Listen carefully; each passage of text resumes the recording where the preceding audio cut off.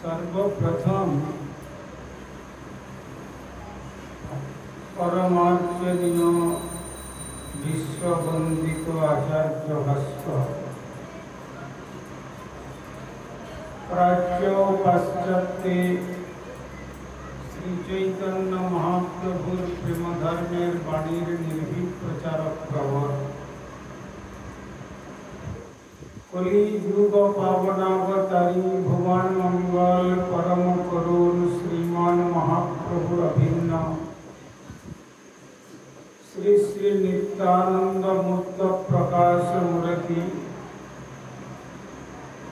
जिन्हें जगद्गुरु युगाचार्य श्रील प्रभुपाद भक्ति सिद्धांत सरस्वती गोस्वामी ठाकुरे अनुकंपित जनेर अन्यतम कृपा भाजन परमार्चनीय श्री गुरुपाद पद्म ओम विष्णुपाद परिव्राजकाचार्य वर्य उदंड स्वामी श्री श्रीमद् भक्ति कुमोद संत गोस्वामी ठाकुरेर रातुल चरणे संख्याधिक साष्टांग दंडवत प्रणति जानिए तार अभैतुकी कृपा आशीर्वाद प्रार्थना की।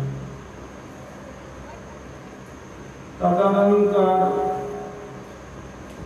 सपार्षद परम गुरुदेव श्रील प्रभुपाद भक्ति सिद्धांत सरस्वती गोस्वामी ठाकुरेर श्रीचरण कमले अनुरूप दंडवत प्रणति जानिए कृपा प्रार्थना अभिमुखे गौड़ीय वेदांत समिति प्राण पुरुष तथा प्रतिष्ठाता आचार्य देव अभिन्न गुरुपाद पद्म श्रीमद् भक्ति प्रज्ञान केशव गोस्वामी ठाकुरेर श्रीचरण कमले असंख्य दंडवत प्रणति जानाई। तदनंतर समिति प्राक्तन आचार्यद्वय शिक्षा गुरुपाद पद्म श्रीमद् भक्ति वेदांत वामन गोस्वामी ठाकुरेर पाद पद्म वंदन अभिमुखे हमार परम प्रिय बांधव तथा सुहित नित्यलीला प्रविष्ट विष्णुपाद श्री श्रीमद् भक्ति वेदांत पर्यटक गोस्वामी महाराजेर पाद पद्म वंदना। मंचे समासीन त्रिगंडी पादगण ब्रह्मचारी वृंद भगवत कथा श्रवण पिपासु सुधी सज्जन वृंद ओ मातृमंडली सकल के प्रारंभ जानाई आमार हार्दिक सादर यथायोग्य वैष्णव अभिनंदन। आज के आमरा এই আসানসোলের অন্তর্গত শ্রী মহারাজের কৃপাধন্য হেনামায়ের আশ্রম প্রাঙ্গণে বসে কিছু ভাগবতী কথা শ্রবণ এবং কীর্তনেতে অংশগ্রহণ করবার সংকল্প নিয়ে এতক্ষণ যাবৎ বিভিন্ন বক্তাগণের শ্রীমুখ থেকে কথা শ্রবণ করবার আমরা সৌভাগ্য লাভ করেছিলাম। শ্রীমদ্ ভাগবত আলোচনা করলে দেখা যায় শ্রুত পঠিত ধ্যাত আদৃত বা অনুমোদিত সদ্য পুনাতি সদ্ধর্ম দেব বিশ্বদ্রোহী। কেউ যদি ভাগবত কথা শ্রবণ করবার জন্য আকাঙ্ক্ষা হৃদয়ে পোষণ করে এসে উপস্থিত হন, কেউ যদি শ্রীমদ্ ভাগবত পাঠ করবার চিন্তা স্রোত পোষণ করেন, কেউ হয়তো তা করতে পারছেন না, মনে মনে শ্রীমদ্ ভাগবতকে আদর করছেন, আবার কেউ বা সেই শ্রীমদ্ ভাগবত পাঠের কথা অনুমোদন করছেন, তারা যদি দেবদ্রোহীও হন, তারা যদি বিশ্বদ্রোহীও হন, তথাপি তারা পবিত্রতা লাভ করে শ্রী গৌর গোবিন্দের পাদ পদ্ম সেই গোলক বৃন্দাবন লাভ করতে পারেন। সেই শ্রীমদ্ ভাগবতে বলা হয়েছে যে আমরা যদিও শুনলাম এই কলিকাল কলহ যত্র তত্র কলি, যেখানে কলহ সেইখানেই কলিস্থান। তো তাই শ্রীমদ্ ভাগবতে কীর্তন করে জানিয়েছেন, কলির দোষ নিধি রাজন। হে রাজন, পরীক্ষিত মহারাজ কে উপলক্ষ করে শ্রী সুখদেব গোস্বামী চরণ বর্ণনা দিচ্ছেন, কলির দোষ নিধি রাজন, যে কলিকালে আমরা জন্মগ্রহণ করেছি, এইটা কলিকালটাই হচ্ছে দোষের সমুদ্র। মানে এই কলিকালে সমুদ্রের যেমন গভীরতার পরিমাপ করা যায় না, সমুদ্রের যেমন পারাপার নির্ণয় করা কঠিন, সমুদ্রের যেমন জলের পরিমাপ করা যায় না, তেমনি এই কলিকাল হচ্ছে দোষের সমুদ্র। সকলেই আমরা দোষে পরিপূর্ণ। তবে সেটা কিরকম দোষ, ভাগবতে সে কথাও বলেছেন, প্রায়েণ অল্পায়ুষা সংসর্প কলাবস্মিন যুগে জনা মন্দা সুমন্দা মতয় মন্দ ভাগ্যা যুপদ্রতা। যে কথা আপনারা শুনলেন, সত্য যুগে লক্ষ বৎসর পরমায়ু লাভ করে এক আসনে বসে কমপক্ষে 1 লক্ষ বৎসর ধ্যান করতে পারতেন, আহার নিদ্রা সমস্ত পরিত্যাগ করে। এখানে আপনারা 6টা থেকে বসেছেন, এই 7টার মধ্যে কতবার যাতায়াত করছেন, তার মধ্যে আবার কেউ নিদ্রার গলেও ঝরে পড়ছে। তো চিন্তা করে দেখুন, এটা কলির প্রভাব। কেন? যখন শ্রী রামচন্দ্র কুম্ভকর্ণকে হত্যা করলেন, তখন কুম্ভকর্ণের পত্নীর নাম ছিল নিদ্রা। সেই নিদ্রা দেবী বলছেন, প্রভু আপনি তো আমার স্বামীকে মেরে দিয়ে আমাকে বিধবা করে দিলেন, তো আমাকে একটু আপনি চরণে আশ্রয় দেন। তখন বলছেন যে দেখো, তোমার মতো রাক্ষসিনীকে আমার চরণে স্থান হবে না। সে তখন প্রতিজ্ঞা করে বলল, যেমন আপনি আমাকে চরণে স্থান দেবেন না বলছেন, যারা আপনার কথা শুনতে যাবে তাদের মাথায় চেপে আমি নিদ্রা রূপে তাদেরকে এমন মোহিনী করে দেব যে তাদের কানের মধ্যে আর আপনার অমৃতময় বাণী প্রবেশ করবে। সুতরাং এই যারা নিদ্রার মধ্যে ভুলে পড়ছেন, জানবেন যে তারা ওই রাক্ষসিনীর কবলে কবলীকৃত বা কবলীকৃতা। তাই ভগবানের কথা শুনতে গেলে, ভাগবত কথা শুনতে গেলে সত্যের মতো এত ভাবে আমাদের ধৈর্য নাই, এটা একটা দোষ। আর প্রায়ণ অল্পায়ুষা, তারপরে কিনা অলস, আমাদের অলসতা রয়েছে। এই অলসতা আমরা বর্জন করতে পারি না। আর কি? মন্দ ভাগ্য, ভাগ্যটাও মন্দ। আর কি না? মন্দ মতি। এই আসানসোলের মধ্যে দেখুন না, এই স্থানে কত লোকের বাড়ি, তার মধ্যে কজন এসেছেন যে আচ্ছা সাধুরা ধাম থেকে এসেছে, একটু যাই তো সাধু কথা শ্রবণ করবো। কজন এসেছেন? কেন না মতিটা খারাপ। এখানে যদি নেকেড ড্যান্স শুরু হতো, তখন দেখতেন যে বাধ্য হয়ে লিখতে হতো হাউসফুল, আর টিকিট নেই আর ঘরে বসারও জায়গা নেই। কিন্তু ভাগবত কথার যে মানসিকতা, সে মানসিকতার অভাব, মন্দমতি।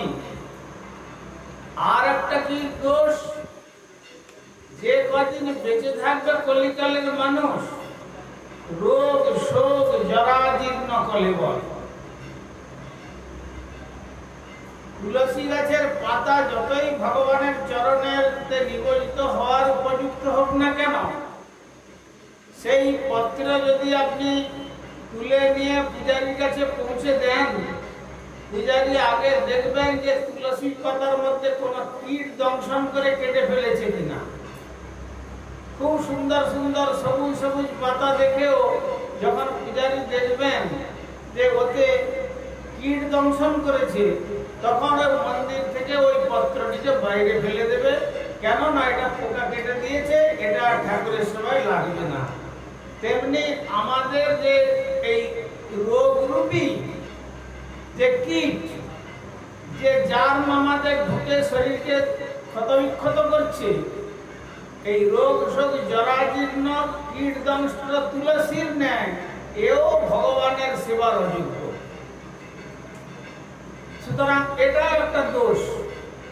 আপনি দেখবেন যত আমরা জগৎকে নিজেদের কাছে কত রকম কসমেটিক দিয়ে নিজেদেরকে প্রেজেন্ট করবার চেষ্টা করি না কেন, আমরা জগতের সুন্দর বা সুন্দরী, কিন্তু এই জগতের রিপেয়ারিং সেন্টারগুলোতে গেলে দেখা যায় যে কত আমরা ইনঅ্যাক্টিভ পার্টস নিয়ে আমরা বসে আছি।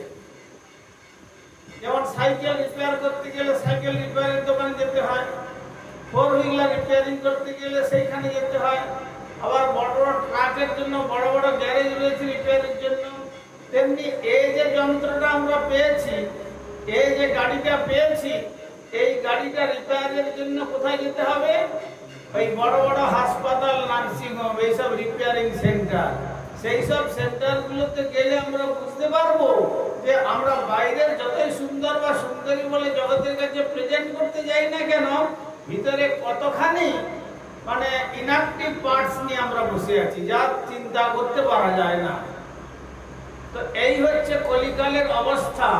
তথাপি শ্রীমান মহাপ্রভু আবির্ভূত হয়ে বললেন যে দেখো, তোমরা এই সমস্ত দোষে দোষদুষ্ট হলেও আমি তোমাদের সত্যযুগের লক্ষ বৎসরের বিনা ধ্যানে যে পরমার্থ, লক্ষ বৎসর ধ্যান করে যে পরমার্থ পেত, তোমাদেরকে আমি সেই পরমার্থ দেব।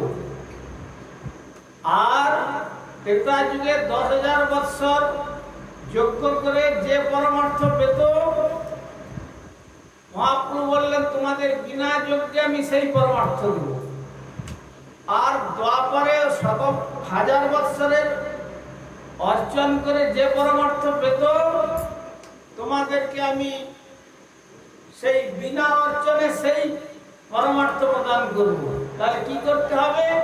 মহাপ্রভু বললেন যখন তোমরা মনুষ্য জন্ম পেয়েছ, তাহলে বদন ভরে নিতাই বহু সুন্দরের পবিত্র নাম কীর্তন করো। সেই সাধ্য সাধন তত্ত্ব যে কিছু সকল হরিনাম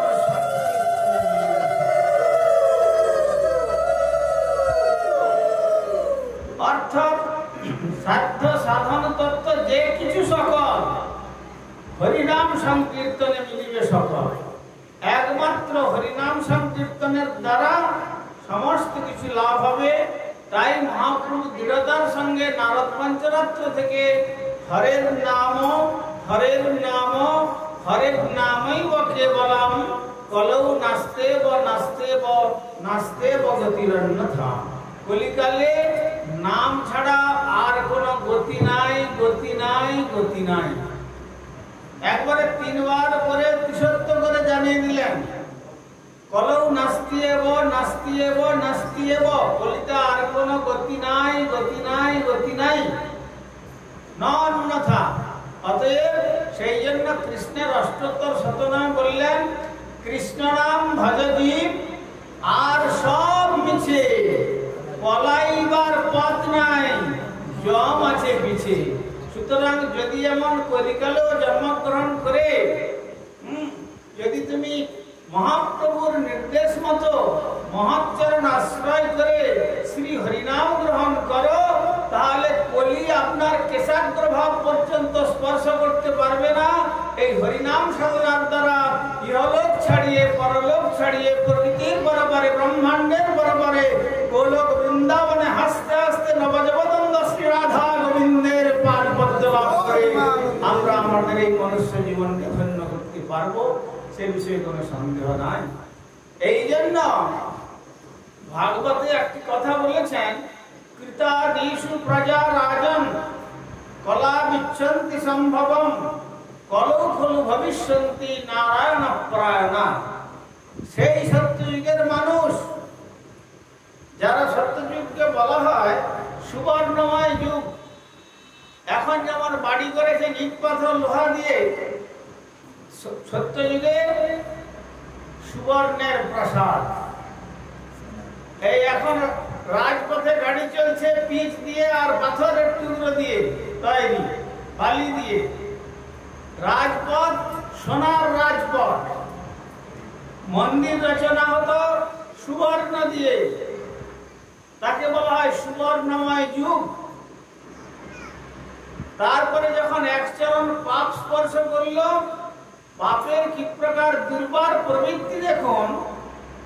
পরমায়ু 10 ভাগের 9 ভাগ কেটে নিল, 1/10 পেল।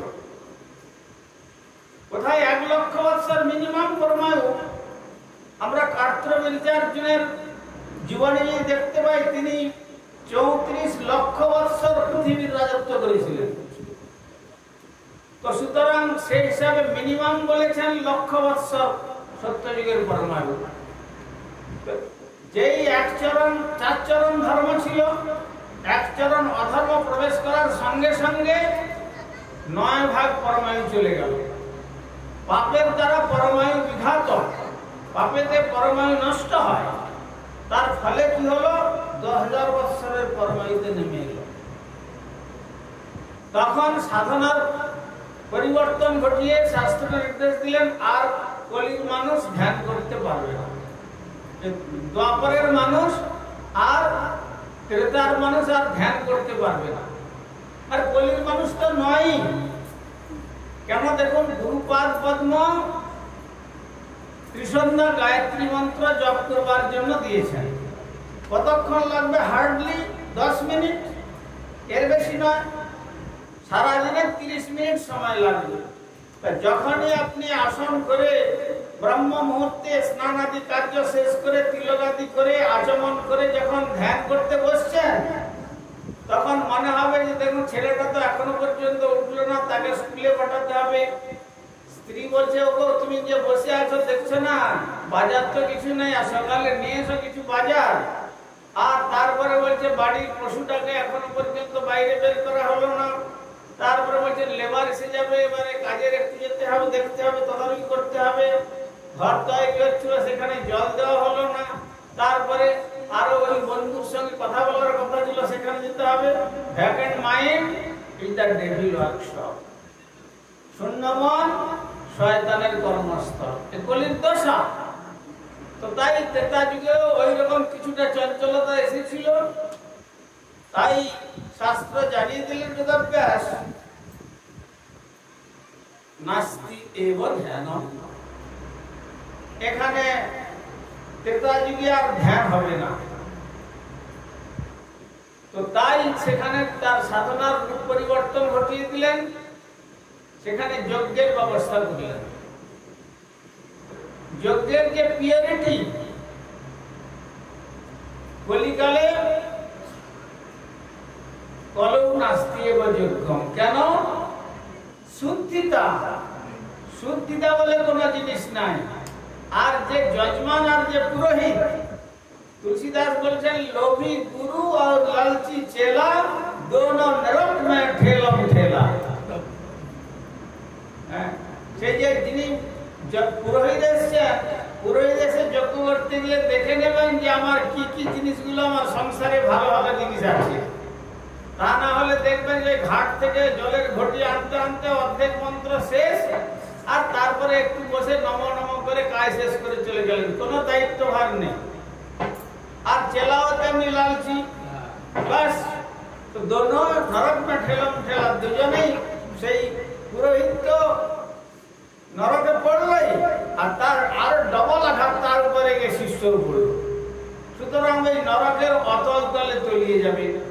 আর এক কথায় কলিকালে বলতে গেলে হাইব্রিড ওয়ার, বর্ণ সংকরেতে জগৎ পূর্ণ হয়ে গেছে। সুতরাং কি দিয়ে তারা যজ্ঞ করবে? এখন তো যজ্ঞ হচ্ছে কিনা নাম লিখে দেওয়া হয়েছে বিশ্ব শান্তি যজ্ঞ, আর দিচ্ছে কি না ওই তিন ডালটা নিয়ে এসে আহুতি দিচ্ছে। কি আছে ভরা? সেখানে গোবর ঘিটের তো কোনো কথাই নাই, সেখানে কেবল চর্বিতেই পরিপূর্ণ। তো এইসব চর্বি আগুনে জ্বালিয়ে কি আর দেবতাদের মধ্যে কনিষ্ঠ যে অগ্নিদেব তাকে সন্তুষ্ট করা যাবে না? তিনি এই সমস্ত নিয়ে দেবতাদের বহন করে দেবেন। সুতরাং কলৌ নাস্তি এব যজ্ঞম। তারপরে যখন এখানে ত্রেতা যুগের এই সাধনা চলে গেল, তখন আবার যখন দ্বাপর যুগ আসলো, তখন 2 চরণ ধর্ম 2 চরণ অধর্ম এসে গেল। তখন দেখুন আরো 10 ভাগের 9 ভাগ কেটে গেল, পরমায়ু হয়ে গেল 1000 বছর। আচ্ছা, তারপরে শাস্ত্রে নির্দেশ দিলেন যে না, আর যজ্ঞ করে ভগবানকে পাওয়া যাবে না। এবারে শাস্ত্রের নির্দেশ হলো অর্চন করে ভগবানকে পাওয়া যাবে। তো এখানে কিরকম ভাবে অর্চন করবেন? অর্চক অর্চন করতে গেলে শালগ্রাম শিলাকে ধরে স্নান করাতে গেলে যদি সামান্যটুকু মনের মধ্যে পাথর বুদ্ধি এসে যায়, অর্চে বিষ্ণু শিলাধি, বিষ্ণু নারায়ণ শিলাকে যদি সামান্য পাথর বুদ্ধি এসে যায়, রাধারানীকে দর্শন করে যদি সামান্য চিত্তের মধ্যে ভাবান্তর এসে যায়, কৃষ্ণকে দর্শন করে যদি মনে হয় যে ওই বাড়ির ছেলেটির মতো বা কালো পাথরের কষ্টিক প্রস্তরের মূর্তি, মহাপ্রভুকে দর্শন করে যদি মনে হয় যে দারু নির্মিত কাঠের, সর্বনাশ হয়ে গেল। অর্চে বিষ্ণু শিলাধি পুরুষ নরমতি পাদতীর্থে অম্বুবতী শ্লোকের শেষে বললেন স নারকী, নরকের অতল তলে চলে যাবে। তো সেটা কলির মানুষের সে যোগ্যতার অভাব। তাহলে কলির মানুষ কি তাহলে অর্জন করতে গেলে আপাত দৃষ্টিতে দেখতে গেলে তো শালগ্রামের শিলা, তাহলে কি জানবে? একটু সকালে এইটুকু সময় একটু মনটা তুলে নিয়ে বৃন্দাবনে চলুন, গোপাল ভট্ট গোস্বামী শ্রী মন্দিরের কথা চিন্তা করবেন। যারা শ্রীধাম বৃন্দাবনে গিয়েছেন তারা বুঝতে পারবেন। সেখানে যখন এই ঝুলন জন্মাষ্টমী যে হয়ে গেল, ঝুলন জন্মাষ্টমীর পূর্বে পাঞ্জাব প্রদেশ থেকে পাঞ্জাব যে সমস্ত বড় বড় লরি বস্ত্র অলঙ্কারাদি নিয়ে সেটরা এসে সমস্ত মন্দিরে মন্দিরে দান করে করে চলেছেন। তো প্রথমেই শুনলেন যে গোপাল ভট্ট গোস্বামীর খুব বিখ্যাত মন্দির, খুব জাগ্রত দেবতা, সেই মন্দিরে আমরা প্রথম দান করব। सेठरा ऐसे बोलते गोसाई जी आपका ठाकुर जी का नाम बताइए, क्यों ना झूला जन्माष्टमी महोत्सव आ रहा है, तो इस महोत्सव के लिए हम लोग वस्त्र और आभूषण लाया हूँ, आपका मंदिर में पहले देंगे, देने के बाद और दूसरा मंदिर में पर्व दे जाएंगे। तो इस बात को सुनकर गोपाल भट्ट जी ने रोने लगा। तो सेठ जी ने पूछा बाबा आप रोते क्यों? ना हमारा ठाकुर जी का क्या नाम बताओ, हमारे ठाकुर जी तो सालग्राम है, सालग्राम का सोना और जगना दोनों बराबर बना गया है, चरण में एक तो तुलसी दिया जाता है, सिर में एक तो तुलसी चढ़ाया जाता है, तो क्या नाम बताओ और क्या झुलन करेंगे, हमारा क्या बोलने का कुछ बात ही नहीं आता है। तो तब ठीक है बाबा आप चिंता मत कीजिए, हम लोग दूसरा मंदिर में चला जाता हूँ। चला गया तो गोपाल भट्ट गोस्वामी ठाकुर जी कैसे ऐसे बोलते हैं, ठाकुर जी सन्ध्या वाला आरती करे भोग टोग दिए शालग्रामेर काছে प्रार्थना করছেন, ठाकुर जी তুমি যদি শালগ্রাম না হয়ে যদি শিবিগ্রহ হতে কেমন সুন্দর হবে, ঝুলন দোলনায় বসাতাম আর কবির কণ্ঠে কণ্ঠ মিলিয়ে বলতাম আহা কুসুম দোলায় দোলে শ্যামরায় কমাল সাখী দোলায় দোলে ঝুলনে কুসুম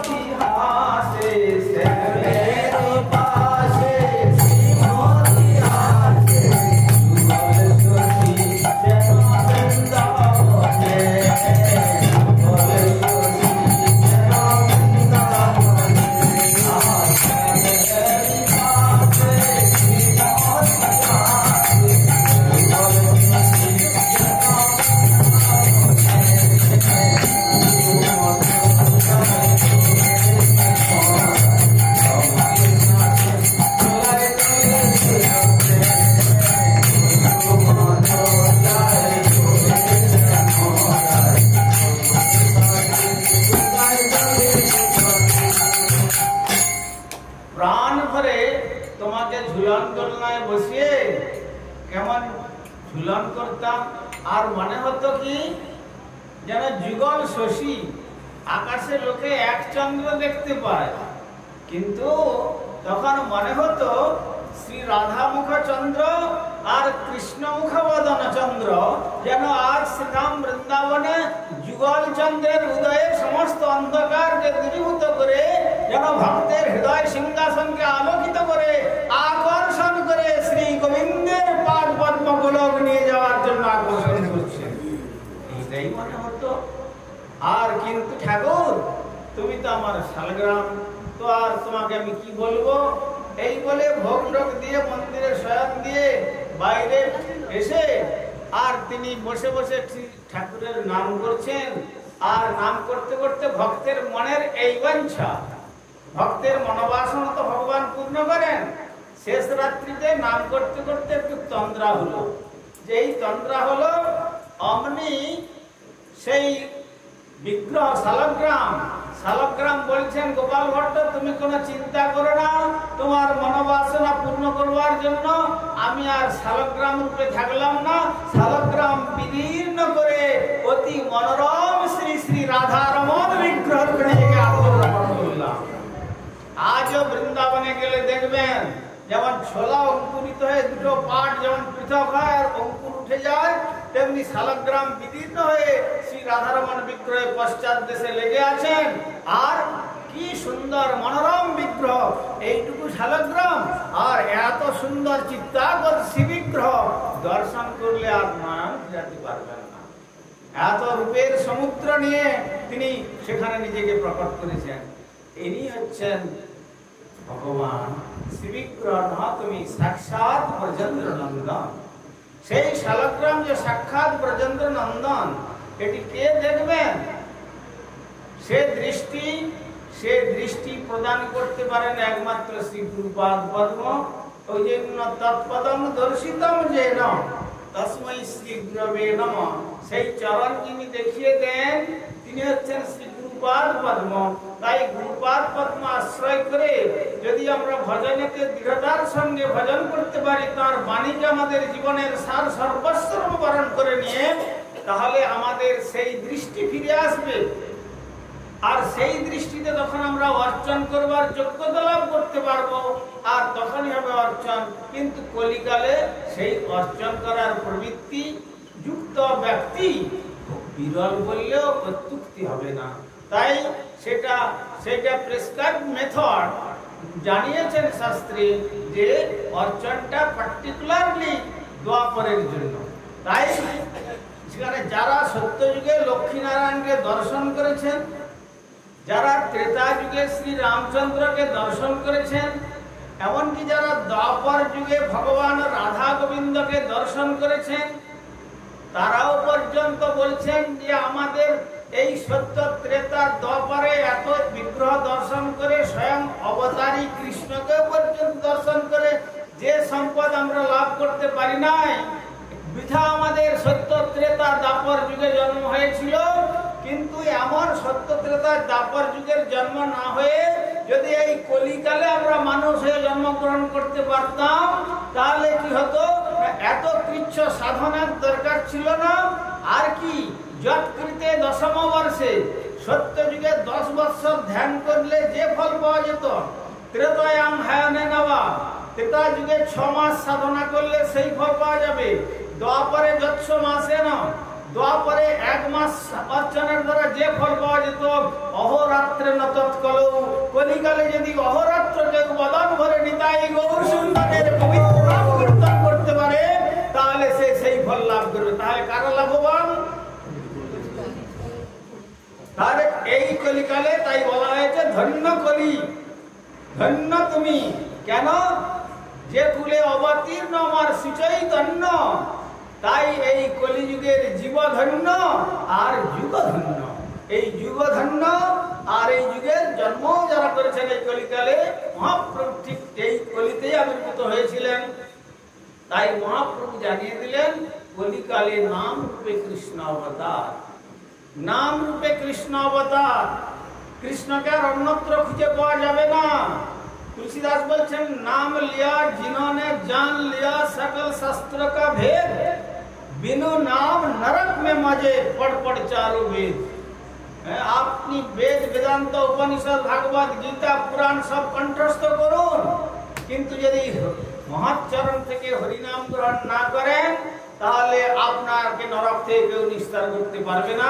তাই পুনরায় বলছেন কৃষ্ণ নাম ভজ জীব, আর সব মিছে, পলাইতে পদ নাই যম আছে পিছে।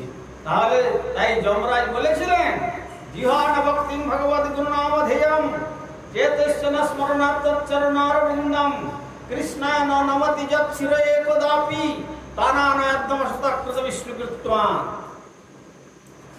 যখন সেই যমদূতগণ অজামিলকে নিতে এসেছিলেন, তারপর বিষ্ণুদূতগণের সঙ্গে যখন বিবাদ হলো, ফিরে গিয়ে যখন বললেন মহারাজ আমরা জানতাম যে এই দণ্ডমুণ্ডের একমাত্র শাসনকর্তা আপনি, তাই আপনার সেবক রূপে আমরা তিনজন গিয়েছিলাম, কিন্তু আজ একটু নতুন কিছু দেখলাম। কি দেখেছো? এইরকম যখন এই মহাপাপী অজামিলে নিতে গেলাম তখন দেখা গেল চারজন, তারা সকলে শঙ্খ চক্র গদাপদ্ম এবং পীতবসন পরিধান করছেন, কিরীট কুণ্ডল আদি ধারিত এবং অনন্ত অলঙ্কারে বিভূষিত। তাদের অঙ্গে এক একজনের অঙ্গের কান্তি মনে হচ্ছে না শত শত সূর্যের অঙ্গের জ্যোতিকে আরো উদ্ভাসিত করে যাচ্ছে। সর্বনাশ, কি করেছে তাদের সঙ্গে? আমরা তাদের সঙ্গে তর্ক করেছিলাম, কিন্তু আমরা তর্কেতে হেরে গেছি। তর্ক করেছ, তাদেরকে তো আমি তোমাদের কি শিক্ষা দিয়েছিলাম? প্রথম কাদের আনতে বলেছিলাম আমার এখানে, আমার শিক্ষা ভুলে গেছো? যখন ভুলে গেছো আবার শুনে নাও। যারা দুর্লভ মনুষ্য জন্ম লাভ করে 84 লক্ষ জীবন পরিভ্রমণ করে এমন দুর্লভ মনুষ্য জন্ম লাভ করলো, তাদের জিহ্বাতে যারা একবার ভগবান শ্রীকৃষ্ণের নাম মহাচরণ আশ্রয় করে গ্রহণ করলো না, জিহ্বান ভক্তিং ভগবত গুণনামধেয়ম চেতস্য তচ্চরণারবিন্দম, চিত্তেতে একবারও তৎবস্তু যে ভগবান শ্রী গোবিন্দ তার চরণ চিন্তা করলো না, কৃষ্ণায় ন নমতি যৎ শিরে কদাপি, ভগবানের মন্দিরে গিয়ে একটু মাথাটাকে একবার নত করলো না, গাছের মতো দাঁড়িয়ে থাকলো, তানা নয়দ্যম শতাকৃত বিষ্ণুকৃত্বা, সেই অসৎ অকৃতজ্ঞ যারা কৃষ্ণের সমস্ত অ্যাডভান্টেজ গুলো ভোগ করছে। এখানে ইলেকট্রিক জ্বলছে, ইলেকট্রিকের বিল যদি 1 মাস না দেন তারপরের দিন এসে আপনার মিটারটাকে লাইন কেটে দেবে, কাট আউট করে দেবে। তো ভগবান সূর্য নারায়ণকে দিয়ে কত লাইট দিচ্ছেন এই জগতে চিন্তা করুন তো। কোন বিল দিতে হচ্ছে? কিন্তু ভগবানের দান আমাদেরকে বাঁচার জন্য। সূর্য যদি 1 মাস উদয় না হয় তাহলে মানুষ বাঁচতে পারবে না। আচ্ছা দেখুন, অসুস্থ হয়েছেন, অক্সিজেনের সিলিন্ডারটা একটুখানি লাগাতে হবে, ডাক্তার নিয়ে এসে আগে তার ফিসটা দিয়ে এসে টাকা দিয়ে অক্সিজেন সিলিন্ডার নিয়ে এসে তারপরে তার ব্যবস্থা করা হচ্ছে। এই ইথারের মধ্যে কত হাজার কোটি গ্যালন অক্সিজেন দিয়েছেন ফ্রি, তার কোনো মূল্য দিচ্ছেন আপনারা? আমরা কেউ দিচ্ছি? ভগবান এত সুন্দর ব্যবস্থা করে রেখেছেন। জল জীবস্য জীবনম, জলটা হচ্ছে জীবের জীবন। জলকে পৃথিবীকে ভগবান 3 ভাগ জলে ভরে দিয়েছেন, 1 ভাগ স্থলে। সেই জলের জন্য কোনো বিল আসছে? কোনো বিল দিচ্ছেন? তো সব অ্যাডভান্টেজ গুলো নিচ্ছেন। আর জীবগুলো যেভাবে বেঁচে থাকবে তার জন্য কত সুন্দর পৃথিবীকে সুজলা সুফলা শস্য শ্যামলাতে পরিপূর্ণ করে দিয়েছেন। কিভাবে আমরা বেঁচে থাকবো? এমনকি জন্মানোর সময়তে মায়ের গর্ভে যখন আমাদের স্থান হয়েছে তখন আমরা কিভাবে আহার করব না করব, সেখানে এমন একটা মেশিন সেট করে দিয়েছেন নাভির সঙ্গে, দেখুন মায়ের হৃদয়ের সঙ্গে, সেখানে গিয়ে সন্তান আস্তে আস্তে আস্তে আস্তে গ্রোথ হচ্ছে। সে মেশিন অন্য কোনো ল্যাবরেটরিতে খুঁজে পাওয়া যাবে না। আবার যখন জন্মগ্রহণ করলো তখন দেখুন, তখন জগতের কোনো জিনিস মানুষ সে বাচ্চা খেতে পারবে না। এই যারা এবার ভিপি করে মাতৃদুগ্ধের সঞ্চার করে দিয়েছেন, তুমি প্রাণ ভরে ভোজন করো। তো এত কৃপা করে ভগবান যখন আমাদের সৃষ্টি করে জগতে পাঠিয়েছেন, আমরা এত অকৃতজ্ঞ।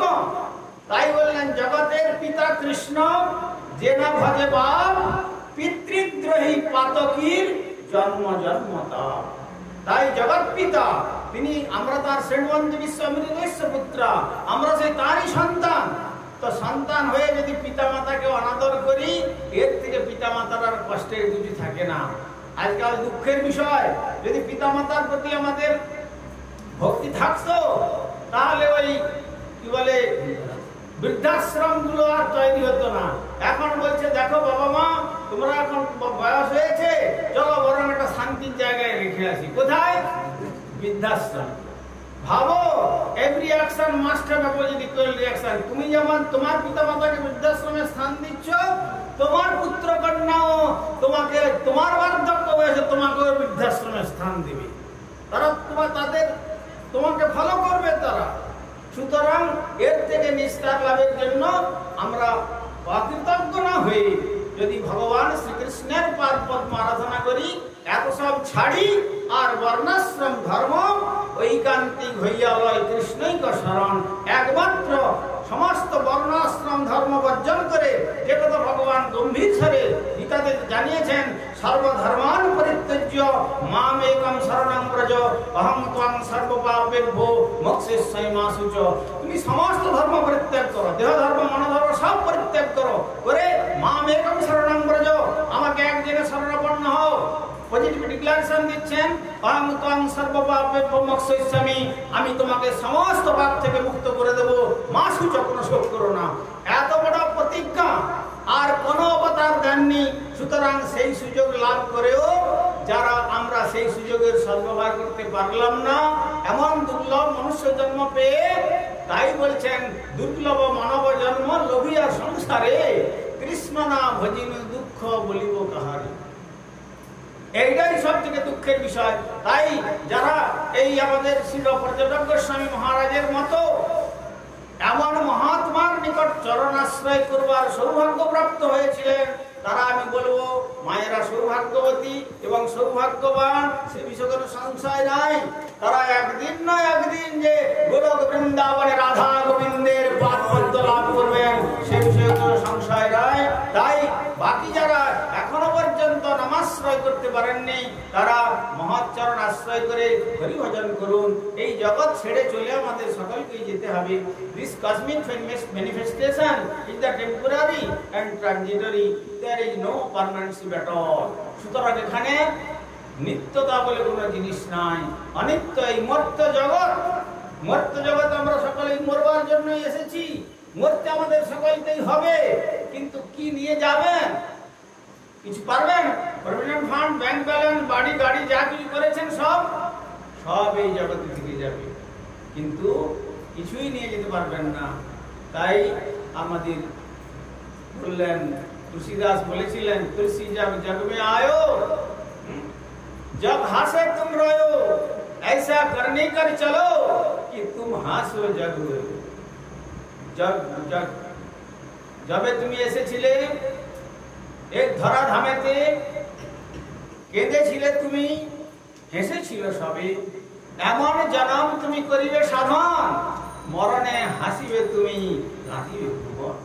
সুতরাং তুমি যখন জন্মগ্রহণ করেছিলে, এরা এত স্বার্থপর, তোমাকে কাঁদিয়ে এরা হেসেছিল, কিন্তু তুমি তোমার জীবন যে পেয়েছ, তুমি সাধন করে এমন ভাবে তোমার জীবনকে উৎসর্গীকৃত করো, হাসতে হাসতে গৌর গোবিন্দের পাদ পদ্ম গোলক বৃন্দাবন লাভ করতে পারবে। আর যারা যেতে পারলো না, তখন তারা তোমার জন্য সুযোগ বিসর্জন। তাই যেতে যখন হবে, কি নিয়ে যাবেন সঙ্গে? ঈশ্বরের অনুধ্যান নিয়ে। তাই শ্রীমদ্ মহাপ্রভু জানিয়েছেন, হরে কৃষ্ণ কৃষ্ণ কৃষ্ণ হরে হরে, হরে রাম রাম রাম হরে হরে।